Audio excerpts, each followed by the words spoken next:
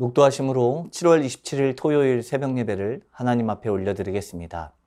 예레미야 38장 14절 23절까지 말씀 제가 봉독해 드리겠습니다. 시드기야 왕이 사람을 보내어 선지자 예레미야를 여호와의 성전 셋째 문으로 데려오게 하고 왕이 예레미야에게 이르되 내가 내게 한 가지 일을 물으리니 한 마디도 내게 숨기지 말라. 예레미야가 시드기야에게 이르되 내가 이 일을 왕에게 아시게 하여도 왕이 결코 나를 죽이지 아니하시리이까 가령 내가 왕을 권한다 할지라도 왕이 듣지 아니하시리이다.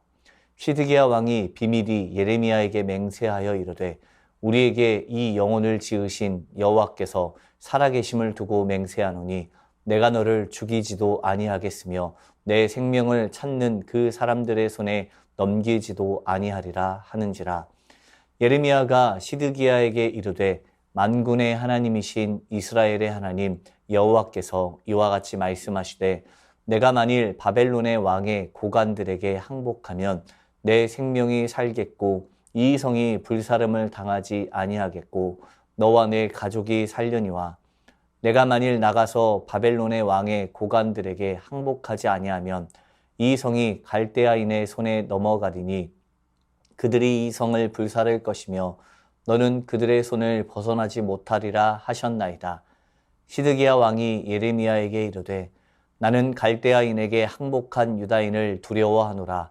염려하건대 갈대아인이 나를 그들의 손에 넘기면 그들이 나를 조롱할까 하노라 하는지라. 예레미야가 이르되 그 무리가 왕을 그들에게 넘기지 아니하리이다. 원하옵나니 내가 왕에게 아뢰바 여호와의 목소리에 순종하소서. 그리하면 왕이 복을 받아 생명을 보존하시리이다. 그러나 만일 항복하기를 거절하시면 여호와께서 내게 보이신 말씀대로 되리이다. 보라, 곧 유다 왕궁에 남아있는 모든 여자가 바벨론 왕의 고관들에게로 끌려갈 것이요 그 여자들은 내게 말하기를 내 친구들이 너를 꿰어 이기고 내 발이 진흙에 빠짐을 보고 물러갔도다 하리라. 내 아내들과 자녀는 갈대아인에게로 끌려가겠고 너는 그들의 손에서 벗어나지 못하고 바벨론의 왕의 손에 잡히리라. 또 내가 이 성읍으로 불사름을 당하게 하리라 하셨나이다. 아멘. 시드기야는 예레미야가 구덩이에서 풀려난 이후에 다시 만나게 되었습니다. 그는 예레미야를 여호와의 성전문으로 불러내어 비밀스럽게 만나는 장면을 보이고 있습니다. 시드기야 왕은 예레미야를 은밀히 소환하여 그를 통해 유다 왕국을 향하신 하나님의 뜻이 무엇인지를 묻고 있습니다. 예레미야 선지자가 그에게 예전과 동일하게 여호와의 계시의 말씀을 전하고 바벨론에 대한 항복을 권고한 사실을 전합니다. 예레미야는 시드기야 왕에게 바벨론에게 항복하라는 하나님의 메시지를 전하게 될 경우 시드기야 왕의 미움을 받을 것을 알고 있으면서도 여호와의 선지자로서 자신이 전해야 할 말을 은폐하거나 왜곡하지 않고 있는 그대로 증거하는 선지자였습니다. 당시 모든 선지자들은 사람의 눈치를 보고 자신의 개인적 유익을 위해서 보장할 수 없는 거짓된 평안을 전하던 그 시대에 여호와 하나님께서는 예레미야를 통해 하나님의 말씀을 전하도록 그를 사용하고 계셨습니다. 시드기야와 예레미야의 비밀스러운 이야기는 바벨론에게 항복하면 왕의 생명이 살겠고 이 성이 불사름을 당하지 않을 것이며 왕과 그 가족들이 살게 된다는 것이었습니다. 하지만 반대로 항복하지 않을 경우에는 모든 성이 갈대아인의 손에 넘어가며 그들이 성을 불사르며 왕 역시 그들의 손을 벗어나지 못하게 될 것을 이야기하고 있습니다. 하지만 시드기야 왕으로서 예레미야의 말을 듣고 무조건 항복한다고 자신의 걱정이 끝나는 것이 아니었습니다. 그것은 먼저 있었던 일 때문이었습니다. 19절 말씀을 보면 시드기야 왕이 예레미야에게 이르되 나는 갈대아인에게 항복한 유다인을 두려워하노라. 염려하건대 갈대아인이 나를 그들의 손에 넘기면 그들이 나를 조롱할까 하노라 하는지라 라고 말하고 있습니다.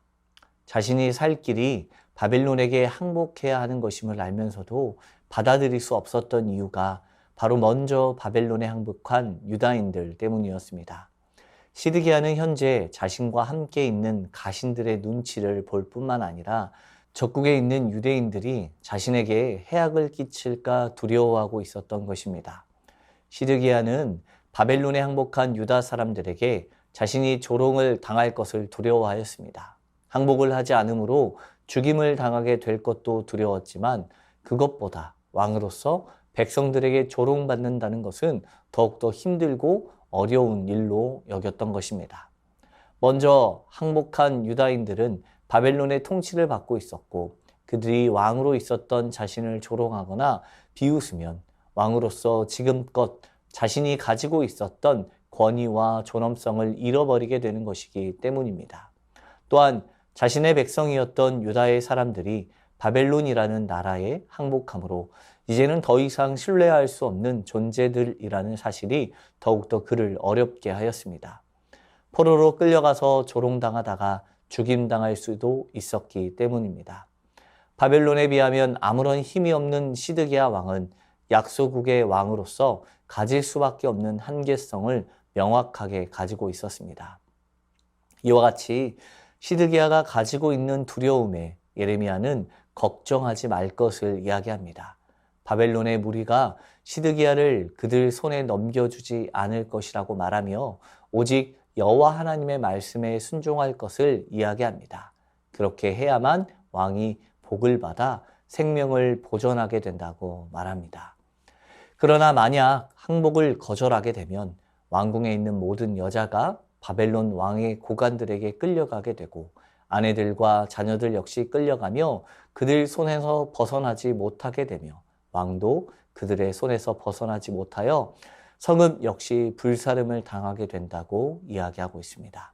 즉 시드기야는 예레미야를 통해서 자신의 생명을 보존할 수 있는 방법에 대해서만 듣고 있습니다. 그리고 그 방법은 오직 바벨론에 항복하는 것밖에 없습니다. 여러분, 그런데 이 본문을 보게 되면 시드기야가 참으로 이상한 사람이었다라는 사실을 보게 됩니다. 시드기야는 나라의 왕이었습니다. 그런데 그가 걱정하고 있는 것은 오직 자신의 안위밖에 없었습니다. 백성들이나 나라의 안위는 전혀 관심이 없었습니다. 그렇기 때문에 예레미야를 만나게 될 때도 은밀하게 만났고 만난 이후에도 자신과 나눈 이야기를 아무에게도 알리지 말 것을 당부합니다. 그렇지 않으면 죽임을 당하게 될 것이라고 말하고 있습니다. 시드기야는 하나님의 선지자를 불러 하나님의 뜻을 물었지만 하나님의 뜻대로 행하기 위함이 아니었습니다. 단지 점쟁이를 찾듯이 예레미야에게 물어보았던 것입니다. 시드기야는 자신이 살 수 있는 유일한 방법을 예레미야에게 들었음에도 그 뜻대로 행하지 않았습니다. 그로 인해 예루살렘은 결국 함락되었고 시드기야는 눈이 뽑혀 바벨론으로 끌려가게 되었습니다. 그의 모든 가족들은 죽임을 당하게 되었습니다. 이 얼마나 안타까운 사건입니까? 하나님의 뜻을 물었음에도 뜻대로 행하지 않고 있는 시드기야의 모습. 어쩌면 오늘 나의 모습과도 동일하게 보이지 않습니까? 하나님께 기도는 합니다. 하나님의 말씀은 듣습니다. 그러나 기도한 대로 살아가지 않고 하나님의 말씀의 뜻대로 행하지도 않습니다. 그저 오늘 나에게 위로가 될 만한 말씀을 찾아 살아가고 있을 뿐입니다. 헛되고 헛된 세상과 양다리를 걸치고 내가 원하는 것에 더 가까운 길만을 찾고 있지는 않습니까? 성경은 우리가 하나님의 뜻을 아는 것과 깨닫는 것을 참으로 중요하고 가장 귀한 복된 것으로 말합니다. 그런데 거기에서 멈추는 것은 믿음이라고 말할 수 없습니다. 믿음은 아는 것과 깨닫는 것을 있는 그대로 순종하는 행함으로 나타내는 것입니다. 오늘 우리도 마찬가지입니다. 예배를 통해서 주시는 그 하나님의 은혜를 기억하며 순종함으로 주님 앞에 온전히 나아갈 수 있는 우리의 삶이 되어야 할 것입니다. 그렇게 되기를 소망하며 오늘도 하나님 앞에 나아가는 저와 우리 모든 성도님들의 삶이 되기를 소망합니다. 주신 말씀 붙들고 기도하겠습니다. 예레미야와 같이 두려움 없이 하나님의 말씀을 담대히 전할 수 있는 용기를 주옵소서. 하나님의 보호하심과 인도하심을 믿고 의지할 수 있게 하옵소서. 말씀을 알고 깨달음으로 믿고 순종할 수 있는 마음 주시옵소서.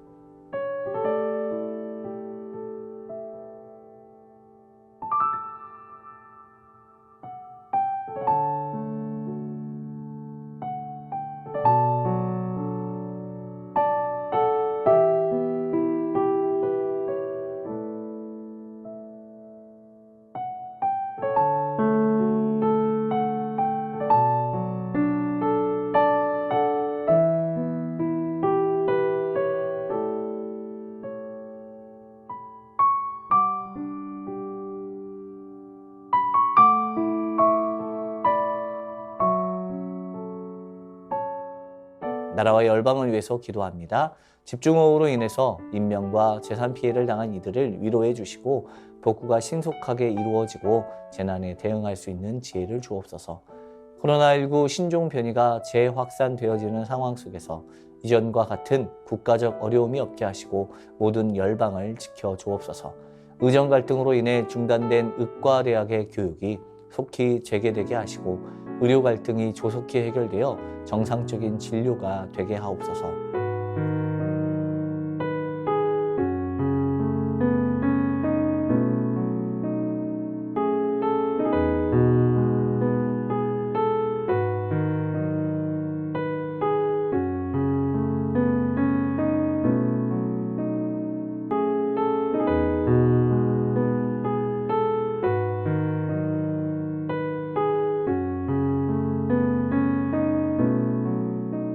교회를 위해서 기도합니다.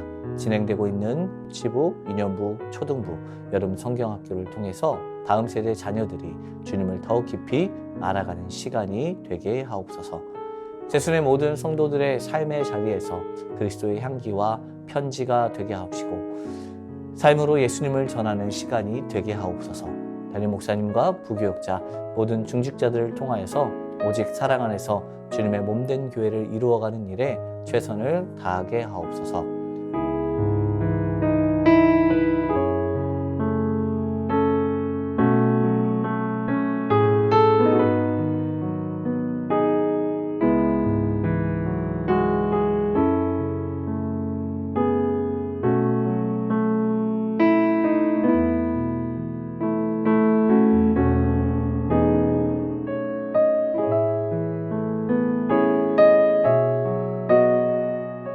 선교사님과 환우분들을 위해서 기도합니다. 오늘은 카자흐스탄 연미족 정부흥 선교사님을 위해서 기도하실 때 억울하게 고소당하고 마음고생하고 계시는 팀 동료 정 선교사님과 오 선교사님의 가정을 어린 양이신 예수님의 보혈로 보호해 주시고 성령님의 위로와 지혜가 함께하게 하여 주옵소서. 한국어 연수 중에 만나고 있는 현지 믿는 지체들과의 관계가 지속되고 모든 핍박 속에서 자신들의 믿음을 지키고 성령 충만하도록 인도하옵소서. 카자흐스탄이 하늘의 복을 받아 중앙아시아와 열방의 복의 통로가 되게 하옵소서. 환우분들을 위해서 기도합니다. 안행순 집사님 위암 수술 후 회복 중에 있습니다. 조직 검사 결과 항암 없이 치료하시게 되었는데 2개월간 요양병원에서 온전한 회복이 있게 하옵소서. 문금숙 권사님 림프암으로 4주에 1회 2일에 걸쳐 항암을 진행합니다. 깨끗하게 치료받고 회복되게 하옵소서. 정기섭 집사님 큰 사고 이후 후유증 없이 잘 회복되게 하옵소서. 염정돈 집사님 3개월에 한 번씩 검사를 진행하는데 운동만 잘하시면 전립선암으로 자유할 수 있다고 합니다. 끝까지 치료하여 주옵소서. 조국빈 집사님 직장암 수술 후 회복 가운데 있습니다. 완전한 회복이 있게 하옵소서. 한양님 권사님 목 디스크 통증으로 치료받고 계시는데 속히 일상을 사는데 어려움 없게 하옵소서. 최기숙 집사님 유방암으로 항암 마치고 수술까지 마쳤습니다. 방사선 치료 시작하고 12월까지 표적 치료하는데 모든 치료의 과정들 주님 인도하여 주옵소서. 김민정희 집사님 피검사 결과 2차 방사선 치료 9월 2일에 진행합니다. 모든 과정 가운데 하나님의 인도와 보호가 있게 하옵소서. 이정희 집사님 담도암 수술 이후 회복 가운데 있습니다. 완치까지 선하게 인도하옵소서. 이용림 성도님 등에 생긴 종양 치료를 위해 항암 중에 있습니다. 기존 치료제 내성이 생겼는데 여러 가지 부작용으로 어려움 없게 하시고 완치까지 선하게 인도하옵소서. 권우순 권사님 계속되는 항암 가운데 견뎌낼 수 있는 체력 주시고 깨끗하게 회복시켜 주옵소서. 노성빈 형제님 크론병을 앓고 있습니다. 한 달에 한 번 주사제 치료 이어가고 있습니다. 부작용 없게 하시고 예배를 통해 하나님과의 관계를 회복하게 하옵소서. 이 외에도 수술 이후 회복 중에 있는 분들과 어려운 가운데 있는 분들을 하나님 치유하여 주시고 회복시켜 주옵소서. 이와 같은 제목으로 함께 선교사님과 환우분들을 위해서 기도하다가 개인 기도로 나아가겠습니다.